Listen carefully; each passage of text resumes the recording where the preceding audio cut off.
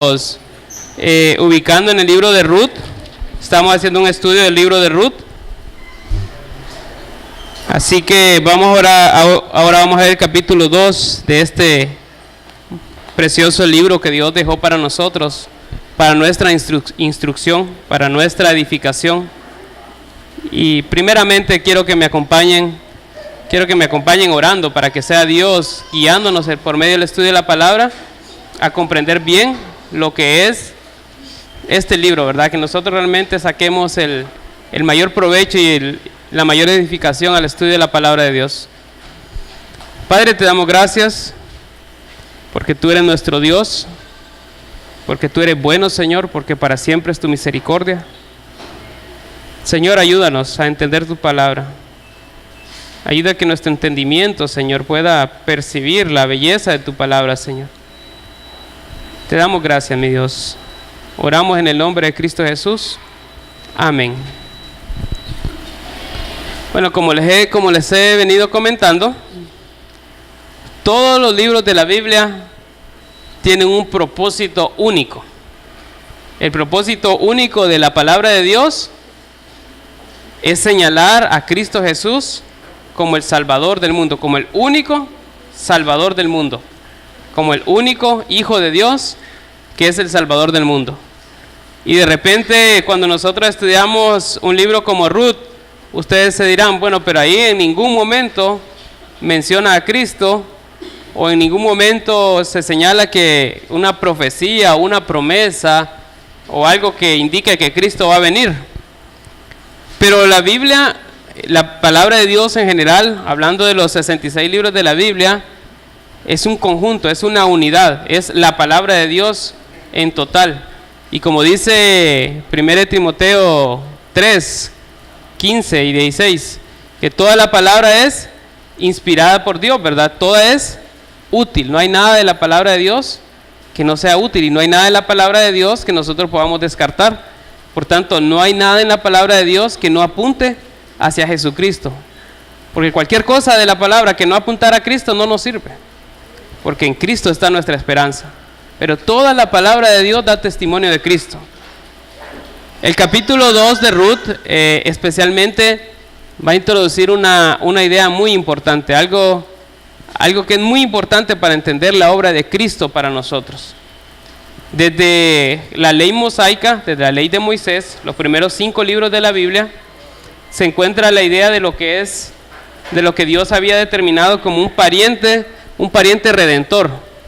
¿Qué quería decir esto del pariente redentor?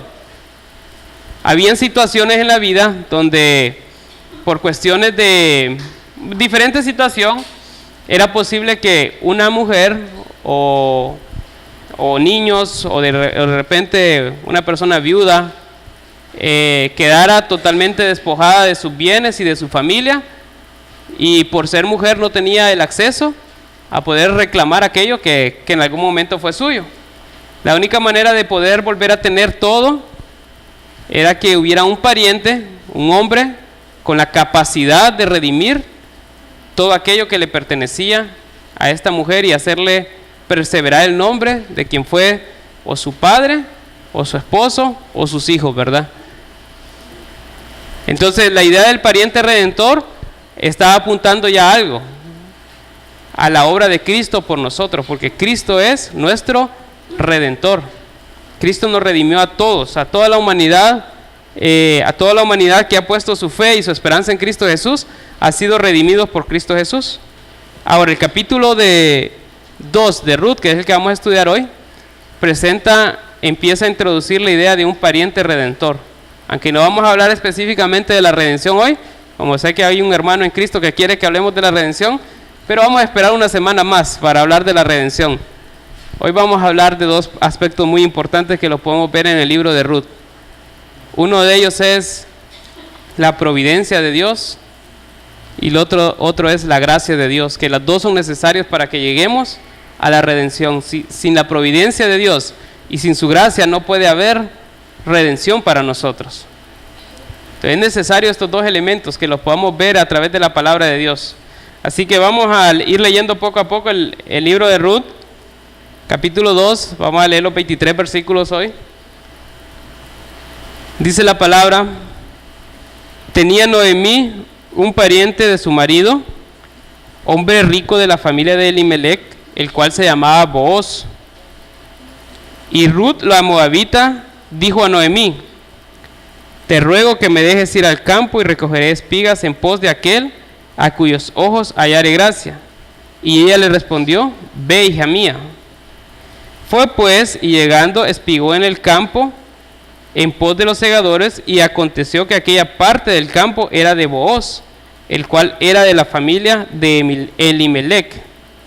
O sea, desde aquí empezamos a ver algo muy grande en la palabra de Dios. El versículo final del capítulo 2, del capítulo 1 decía: así volvió Noemí, Ruth, la moabita, su nuera con ella, volvió de los campos de Moab y llegaron a Belén al comienzo de la siega de la cebada. La cebada era es una especie de cereal parecido al trigo, que en aquellos lugares le dan diferentes tipos de uso, ¿verdad? De repente para nosotros no es muy común, pero desde los tiempos antiguos se dice que la cebada es el cereal cultivable más antiguo que existe. Entonces se ha usado por mucho tiempo y se sigue usando en la actualidad. Cuando hablamos de la providencia de Dios, es ese atributo de Dios que hace, por el cual Dios muestra que Él es capaz de ejecutar su plan a toda costa, ¿verdad? La providencia de Dios es ese atributo de Dios que hace que Dios tenga el control del universo completo, de las estrellas, del sol, de los elementos, de los animales, de las personas, de tal manera que cualquier ser, ya sea animado o inanimado, se mueve según el plan de Dios. Y no hay nada que se mueva si no sea según el plan de Dios, porque Dios está ejecutando un plan sobre el universo y no hay nada que lo pueda parar. Y de entre ese plan general para el universo está el plan especial para la humanidad, para nosotros. Y es donde se centra específicamente el plan de Dios, ¿verdad? Lo que nos ha revelado en su palabra se centra en la obra de su Hijo por nosotros. Y saben, la providencia de Dios es esa capacidad que Él tiene de controlar todos los elementos para que se desarrolle su plan. No fue, digamos así, hay un grupo de estudiosos, de personas muy inteligentes, que dicen que el universo y que la tierra se mueve según el azar, que las cosas suceden por casualidad y que nosotros somos el producto de la suerte, por decir así. Es decir, así, en algún momento sucedió un evento, algo ocurrió y empezaron a moverse los elementos, y de ese movimiento de los elementos a la larga, sin que lo puedan explicar, estamos nosotros. Pero todo es el azar, ¿verdad? Para una gran parte de la comunidad científica, el mundo, las estrellas, el universo y las personas existen como el efecto de la casualidad. Pero Dios nos muestra en su palabra que no hay nada que exista por casualidad, que todo existe por un plan, porque hay un diseñador, hay alguien que diseñó el universo, hay alguien que ejecutó el plan de la creación y hay alguien que sostiene su creación y en medio de su creación está ejecutando un plan. Ese es Dios, el que creó todo. Y en la vida de Ruth nosotros podemos ver cómo Dios está ejecutando su plan de una manera increíble, ¿verdad? Es como si ustedes han logrado ver en la televisión una de esas orquestas sinfónicas que tienen cantidad de músicos, y cómo hay una persona que coordina esa cantidad de músicos de tal manera que cada uno toca la nota que debe en el momento preciso, en el tiempo adecuado, con el ritmo adecuado, y el conjunto de todo eso suena increíble, ¿verdad? Suena perfecto, es algo que nos deleita a todos. ¿Y por qué se logra hacer eso? Porque hay una persona que está dirigiendo, ¿verdad? Que está controlando los movimientos, que está indicando qué cosa suena, qué cosa no suena, en qué momento van a sonar las cosas, quién se va a mover, quién no se va a mover. Digámoslo así, que Dios es el director de la orquesta del universo. Nada está fuera del plan de Dios. Eso no quiere decir que Dios nos impulsa a nosotros a pecar. El pecado es un producto de la desobediencia de la humanidad. pero aún el pecado no va a pasar por encima al plan de Dios, porque Dios va a ejecutar su plan aún por encima de lo que nosotros como personas podamos hacer. No hay nada que pueda detener el plan de Dios. Cuando Ruth y Noemí llegaron de regreso a Belén, ellos no llegaron en un tiempo, llegaron en el tiempo preciso, en el tiempo que Dios quería que llegaran. Por eso la Biblia señala que llegaran al comienzo de la siega de la cebada, que era el primer ciclo de cosecha que había en Israel. Al terminar el ciclo de la cebada, comenzaba el ciclo del trigo y pasaba una cantidad aproximadamente de 6 meses donde se estaba cosechando lo que se había cultivado. Entonces Ruth y Noemí llegaron precisamente en ese momento, ¿verdad? Desde entrada el versículo 1 del capítulo 2 nos señala algo muy importante. Dice, tenía Noemí un pariente de su marido, hombre rico de la familia de Elimelec, el cual se llamaba Booz. Esa palabra cuando dice hombre rico, esa es la adaptación al español de un vocablo que lo que quiere decir más que todo era una persona muy importante, especialmente una persona que tenía asignaciones militares, pero que tenía mucha importancia dentro de su pueblo. Entonces Booz era una de estas personas que tenía preeminencia en su sociedad, era una persona muy importante. De hecho, hay algunos predicadores que dicen que Booz era el soltero cotizado de su momento, ¿verdad? Porque en ese momento aún Booz era un hombre soltero, aunque ya tenía una edad madura, pero seguía siendo soltero, solo que era una persona muy importante, una persona que se le asignaban labores militares muy importantes. ¿Se recuerdan en qué tiempo estamos hablando? En el tiempo de los jueces, ¿verdad? Donde cada quien hacía lo que bien le parecía, y porque cada quien hacía lo que bien le parecía, entraban en pecado, y venía Dios, utilizaba otros pueblos y mandaba a hacer guerra contra Israel, y eso se repetía una y otra vez durante este periodo de como 300 a 400 años. Entonces era común que hubieran gente que se dedicaba y se le llamaba para hacer labores especiales dentro de la milicia de Israel. Este tipo era Booz, un hombre muy importante, un hombre muy capaz, una persona codiciable, digámoslo así. En cambio, dice el versículo 2 que Ruth la moabita dijo a Noemí, te ruego que me dejes ir al campo y recogeré espigas en pos de aquel a cuyos ojos hallaré gracia. Y ella le respondió, ve, hija mía. ¿Sabe? Si Noemí estaba autorizando a Ruth para que hiciera esto, ella estaba reconociendo que su condición era una calamidad total, ¿verdad? Era una situación totalmente deplorable. Veíamos la semana pasada que Ruth, cuando salió de Belén, iba llena, y que Dios la había regresado con las manos vacías, había regresado vacía. ¿A qué punto había regresado vacía? Al punto de que para subsistir ellos tenían que recurrir al plan de Dios para los pobres.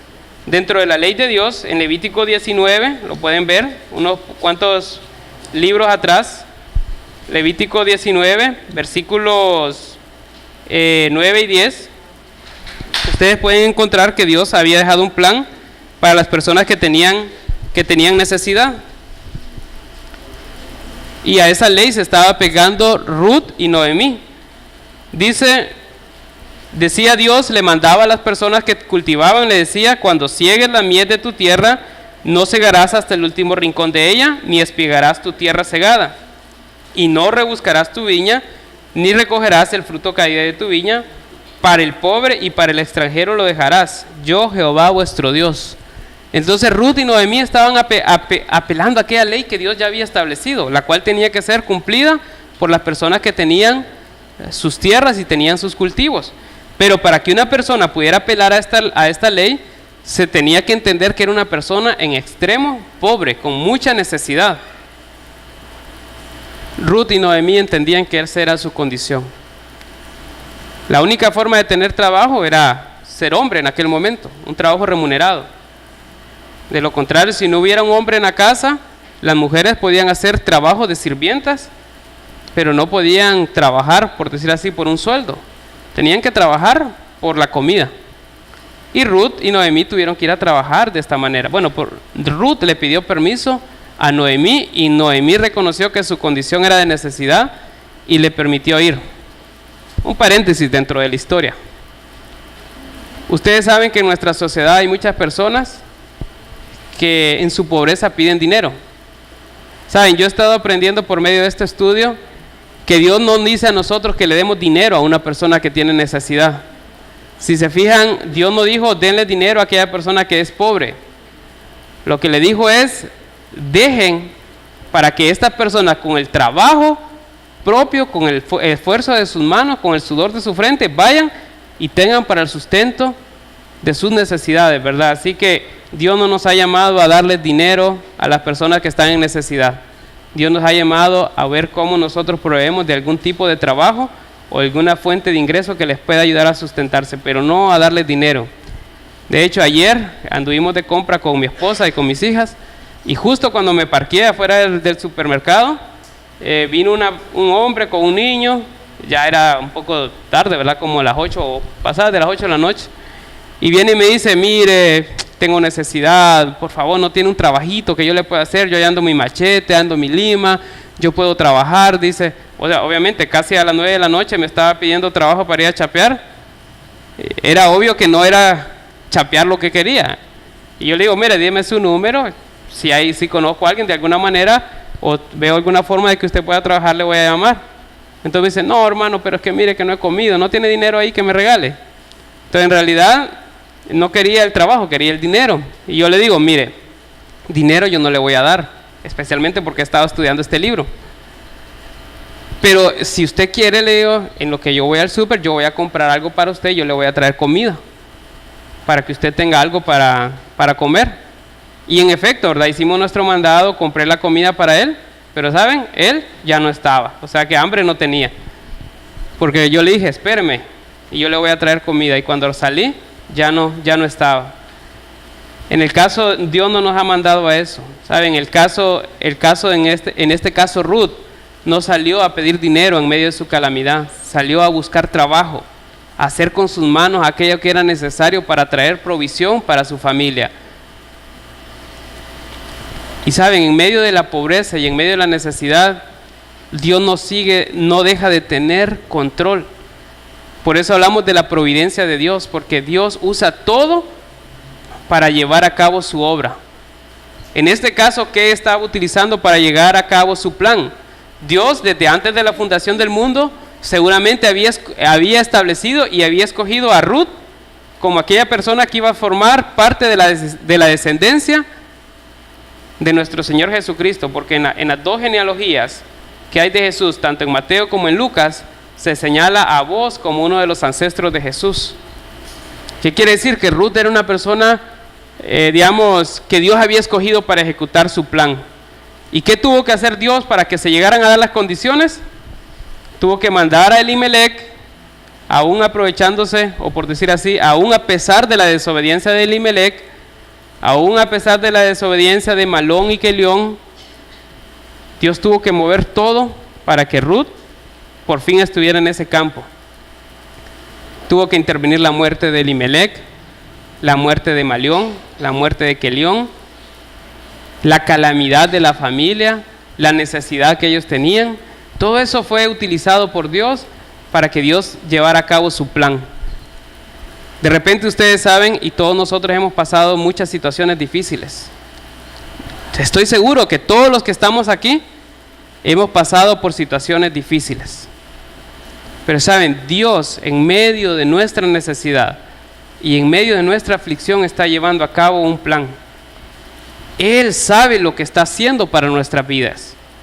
Y Él sabe que muchas veces, si no es por medio de la adversidad, si no es por medio de las dificultades, si no es por medio de la prueba, nosotros no cederíamos al plan de Dios.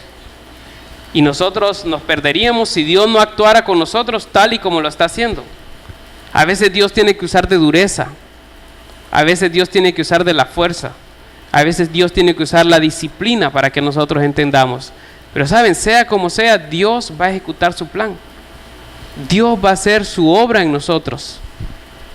La providencia de Dios es aquella atributo de Dios que nos ayuda a recordar que Dios tiene el control de toda nuestra vida. Que pase lo que pase, Dios está ejecutando un plan. Y ese plan, si nosotros amamos a Dios, va a ser para nuestro beneficio. Yo sé que aquí habemos algunos que recordamos Romanos 8:28 y de alguna manera lo usamos como lema para nuestras vidas. Sabemos que a los que aman a Dios, todas las cosas le ayudan a bien. Esto es, dice, a los que conforme a su propósito son llamados. ¿Por qué este versículo es cierto?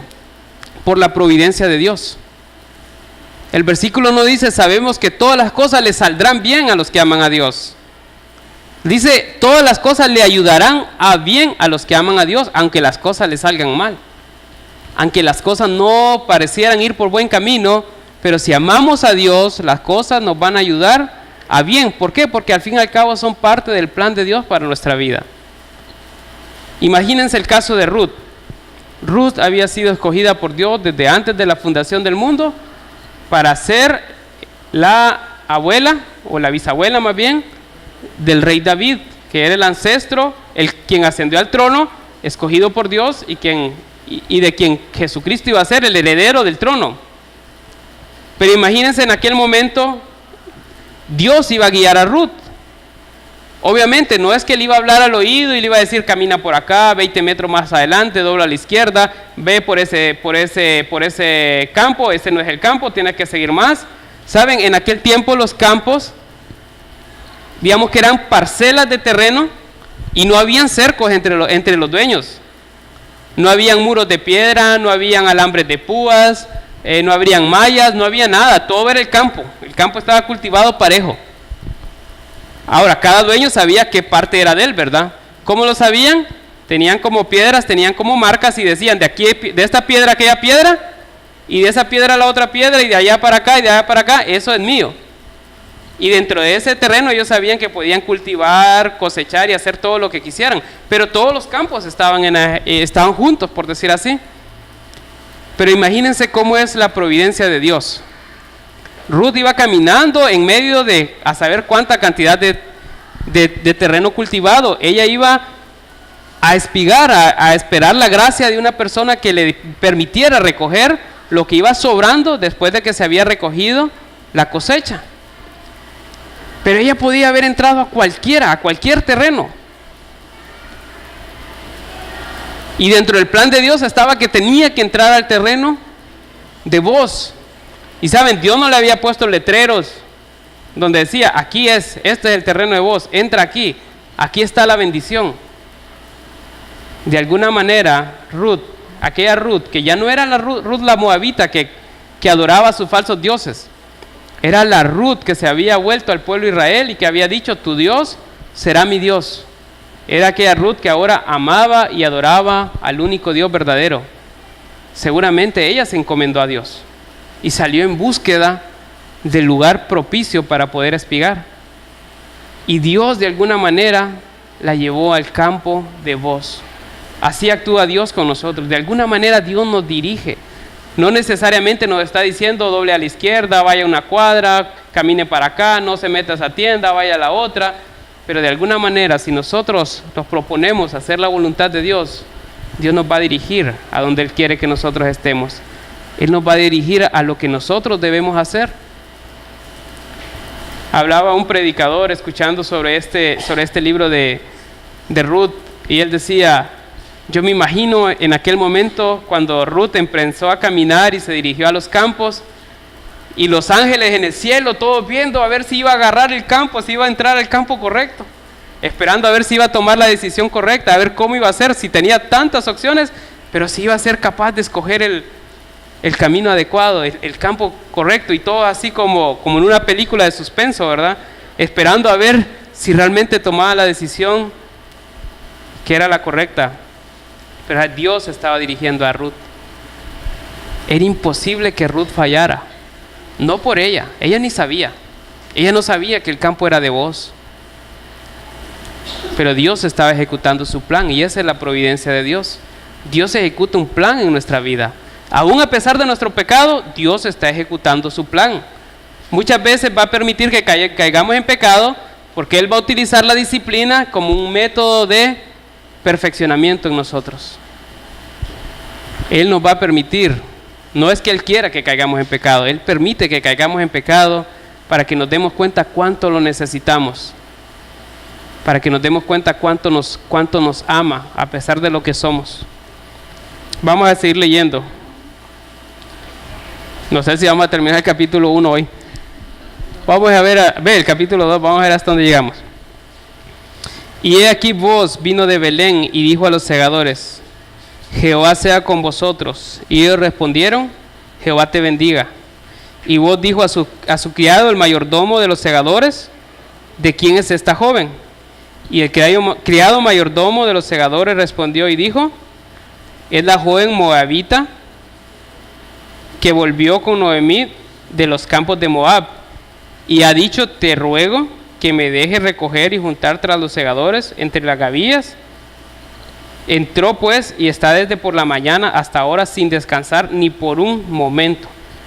Entonces Booz dijo a Ruth: oye, hija mía, no vayas a espigar a otro campo, ni pases de aquí, y aquí estarás junto a mis criadas. Mira bien el campo, que sieguen, y síguelas, porque yo he mandado a los criados que no te molesten. Y cuando tengas sed, ve a las vasijas y bebe del agua que sacan los criados. Y ella, entonces bajando su rostro, se inclinó a tierra y le dijo: ¿por qué he hallado gracia a tus ojos para que me reconozcas siendo yo extranjera? Y respondiendo Booz le dijo: he sabido todo lo que has hecho con tu suegra después de la muerte de tu marido, y que dejando a tu padre y a tu madre y a la tierra donde naciste, has venido a un pueblo que no conociste antes. Jehová recompense tu obra y tu remuneración sea cumplida de parte de Jehová, Dios de Israel, bajo cuyas alas has venido a refugiarte. Y ella dijo: Señor mío, halle yo gracia delante de tus ojos, porque has consolado y porque has hablado el corazón de tu sierva, aunque yo no soy ni como una de tus criadas. ¿Saben? En esta escena vemos una escena muy, muy conmovedora, digamos así, una escena como de película. No es común que por decir así, el dueño de una plantación, a una plantación llegan cantidad de personas a recoger espigas. No es una sola persona la que anda recogiendo espigas. Pero de alguna manera Ruth le llamó la atención a Booz. Algo había en esa joven que le atrajo la atención a Booz, al punto que la pregunta de él, si ustedes se fijan, la pregunta de Booz es: ¿de quién es esta joven? ¿Verdad? ¿Qué es lo que estaba tratando de averiguar él? Que si esa joven estaba casada o estaba soltera. ¿Qué quiere decir eso? Que él le había echado el ojo, ¿verdad? Como decimos en nuestra cultura. O sea, Booz le había echado el ojo a esta mujer y le interesó y quiso saber quién era. Cuando él le dijeron: es Ruth la moabita, ¿qué quiere decir? Inmediatamente a su mente vino algo. Él ya había escuchado de Ruth la moabita. ¿Por qué? Porque él dice: yo ya sé que tú eres Ruth, que viniste con Noemí, que viniste de los campos, sé lo que hiciste, dejaste a tu tierra, dejaste tu pueblo y has venido a refugiarte bajo las alas de Jehová, del Dios de Israel. Entonces él sabía de Ruth. Y la forma en que Booz respondió a Ruth nos enseña mucho sobre el plan de Dios para la redención. ¿Saben? Booz es el ejemplo de amor de Cristo para con la iglesia, de Cristo para con nosotros. Hay una pregunta que hace Ruth a Booz: ¿qué has visto en mí para que haya gracia yo? Bueno, de repente podríamos contestar esa pregunta y podríamos decir: bueno, Ruth seguramente era reconocida como una mujer virtuosa y posiblemente como una mujer bella también. Pero lo que era más reconocido en Ruth es que era una mujer virtuosa por todo aquello que había hecho por su suegra. Entonces ya había cautivado la atención de cualquier hombre que vivía en esa zona, incluso la atención de Booz, aunque aún no la conocía. Y la reacción de Booz fue querer el bienestar para esta persona. Ahora, si nos preguntamos nosotros, por el contrario, ¿qué vio en nosotros Cristo para que Él tuviera gracia con nosotros, ahí encontraríamos una respuesta muy diferente, ¿verdad? ¿Saben por qué? Porque el amor de Cristo es más grande que lo que podemos encontrar nosotros en una persona. La Biblia dice que todo lo que hay en nosotros es maldad, es pecado, es malicia, mala intención.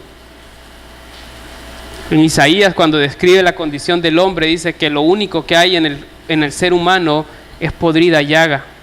Desde la planta de los pies hasta la coronilla, dice, todo está podrido. Y esa es la condición espiritual en nosotros. Y cuando Cristo vino a la tierra, no vio a personas espectaculares.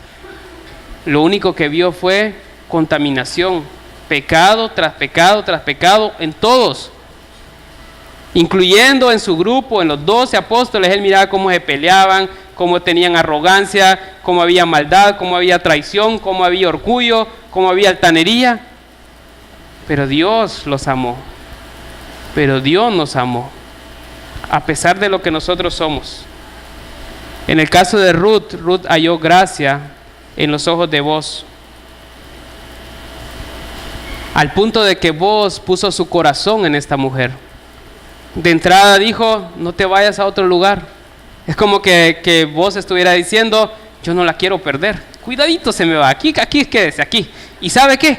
Esté con mis criadas, ande con ellas, sígalas, no se preocupe, vaya a tomar el agua si quiere, recuéstese ahí también, a donde está la casa, o no sé cómo se le llama, el kiosco, digamos así, donde ellos se ponían para ir a descansar y comer. O sea, Ruth había ganado el corazón de Boaz. En el caso de Cristo, para nosotros, no es que nosotros nos ganamos el corazón de Cristo, es que Cristo puso su corazón en nosotros. Él nos ha amado de la misma manera que Boaz amó a Ruth. Boaz es el ejemplo de cómo Cristo iba a venir a amar a la iglesia, cómo iba a venir a amarnos a nosotros. Dice, sigamos leyendo el pasaje. Dice versículo 13, y ella dijo, Señor mío, bueno, ese ya lo leímos, vamos a leer el versículo 14. Y Boaz le dijo a la hora de comer, ven aquí, come del pan, moja tu bocado en el vinagre. Y ella se sentó junto a los segadores, y él le dio del potaje y comió hasta que se sació y le sobró. ¿Saben?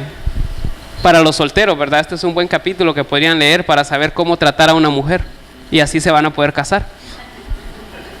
Este hombre vino, le dijo a esta mujer, venga, yo la voy a cuidar, yo estoy listo para cuidarla, yo tengo las condiciones para cuidarla, yo soy una persona que está en las condiciones para entablar una relación, venga a comer conmigo. Y saben, le proveyó no solo lo necesario, le proveyó en abundancia hasta que se sació. La llamó a un lugar de confort, o sea, él veló por la comodidad de esta mujer, él estaba interesado que ella estuviera bien. Él sabía cómo debía tratar a esta mujer. Y seguramente eso hizo que ganara el corazón de Ruth. Dice el versículo 15, luego se levantó para espigar, y Boaz mandó a sus criados diciendo que recoja también espigas entre las gavillas y no la avergoncéis. Y dejaréis también caer para ella algo de los manojos, y lo dejaréis para que lo recoja, y no la reprendáis. Espigó pues en el campo hasta la noche, y desgranó lo que había recogido, y fue como un efa de cebada. ¿Saben? Un efa son 37 litros. Si ustedes se pueden imaginar 37 litros, un galón de aquellos de agua azul o de agua purificada solo agarra un poquito menos de 20 litros. O sea que ella desgranó a pura recoger pirracha, como diríamos, como dos medidas de ese galón. O sea que fue una mujer que demostró que sí era hacendosa, verdaderamente. Dice, y lo tomó y se fue a la ciudad, y su suegra vio que había recogido, sacó también luego lo que le había sobrado después de haber quedado saciada, y se lo dio. Y le dijo su suegra, ¿dónde has espigado y dónde has trabajado? Miren, esas preguntas es como Noemí sabía. Llega con aquella gran cantidad de cebada y con comida, y ella dijo, Noemí, una mujer mayor, una mujer más madura, con experiencia, y ella dijo, esta muchacha halló gracia. ¿Por qué? Porque si no hubiera sido así, no traería esta cantidad de comida. Seguramente el dueño dejó que recogiera más de lo que sobraba. Seguramente este hombre está interesado en ella, sin saber quién era. Dice, bendito sea el que te ha reconocido. Y contó ella a su suegra con quien había trabajado, y dijo, el nombre del varón con quien hoy he trabajado es Booz. Y dijo Noemí a su nuera, sea él bendito de Jehová, pues que no ha rehusado a los vivos la benevolencia que tuvo para con los que han muerto. Después le dijo Noemí, nuestro pariente es aquel varón y uno de los que puede redimirnos. Imagínense la emoción de Ruth. Ve la emoción de Noemí. Primero, con solo ver lo que ella llevaba y lo que había pasado, se dio cuenta, aquí hay un hombre en el cual esta muchacha ha hallado gracia. Y se nota por todo, por cómo viene desde su primer día. Y después le dice, ese hombre Booz, el soltero cotizado de la sociedad en aquel momento, el hombre rico, y de remate, no de remate. Y la providencia de Dios, resulta que es el pariente que las puede redimir. Saben, eso es la evidencia del plan de Dios para nuestras vidas. Dios no hace cosas al azar. Dios sabe exactamente qué está haciendo con nuestras vidas. Si nosotros entendemos la providencia de Dios, no deberíamos vivir angustiados, no deberíamos vivir temerosos, deberíamos vivir gozosos, porque sabemos que Dios está ejecutando un plan perfecto sobre nuestras vidas, que Dios tiene el control de los detalles de nuestra vida. Dice, y Ruth la moabita dijo, además de esto, imagínense Ruth todavía poniéndole más emoción a la plática, ¿verdad? Además de esto, le dice, me ha dicho, júntate con mis criadas hasta que haya acabado toda mi siega. Imagínense las dos mujeres ahí hablando, y fíjate que yo creo que le gusto. ¿Por qué? Es que me dijo que me quedara hasta que terminara la siega, y él no quiere que me vaya. Y Noemí respondió a Ruth, su nuera, mejor es, hija mía, que salgas con sus criadas y que no te encuentre en otro campo. Si tú la gustas, cuidadito, y te mira que estás en otro lugar, va a pensar que tú no le interesas. Estuvo pues junto con las criadas de Booz, espiando hasta que se acabó la siega de la cebada y la del trigo, y vivía con su suegra. Estamos hablando que comenzó este periodo hasta el tiempo que estaba terminando la cosecha, posiblemente habían pasado unos 6 meses. Unos 6 meses durante los que Booz pudo conocer mejor a esta muchacha, y durante los que esa muchacha pudo ver el amor de Booz protegiéndola y cuidándola, mostrándole el amor que él tenía para ella, y ella respondiendo a él con lealtad, con fidelidad. Saben, seguramente sabiendo las condiciones, la descripción de Ruth, no creo que muchos hombres adinerados, terratenientes, con cultivos, le hayan hecho ofertas a Ruth, a decirle, no Ruth, aquí hay mejores campos, venga conmigo. Pero esta mujer demostró lealtad. Ruth vendría a ser el ejemplo de cómo la iglesia debería ser para con Cristo.